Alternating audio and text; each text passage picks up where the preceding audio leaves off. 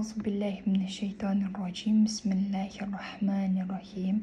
Biz мурунку сабакта 7 тамганы өткөнбүз. Бүгүн 4 тамганы өтөбүз. Мурунку сабактарда алиф, ба, та, фа, жим, ха, хо тамгаларын өткөнбүз. Бүгүн болсо дал, zal, ро, за тамгаларын өтөбүз. Булар харакалар. А, и, у, sukun. Fatha, kesra, damma. Başında, ortasında, ayağında qanday жазылышында өткөнбүз. Буларды жазыңыздар деген ойдомун. Тетрадька. Бүгүнкү дал. Дал тамгасы айсымал келет жана сызыктын үстүнө жазылат.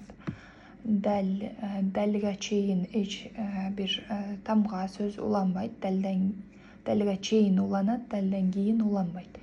Дадиду. Дадиду. Отдельно турганда ушундай жазылат. Ал эми ага чейин уланганда ушул акыркы тамгада жазылат. Оңдон солдо карай окуйбуз. Дадиду. Андан кийин zal тамгасы.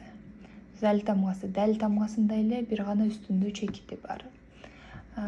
Zal тамгасына чейин сөз уланат, бирок залдан кийин сөз уланбайт.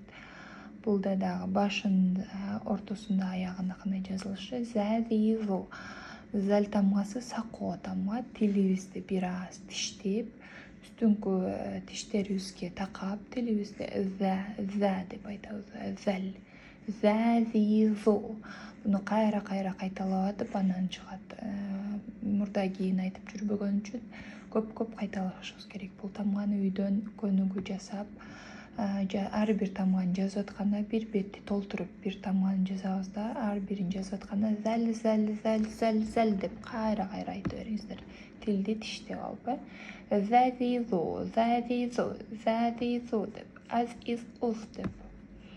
Андан кийинки ро тамгасы. Ро тамгасы жоон тамга. Бул сызыктан ылдый түшөт. Бул үтүр сыяктуу.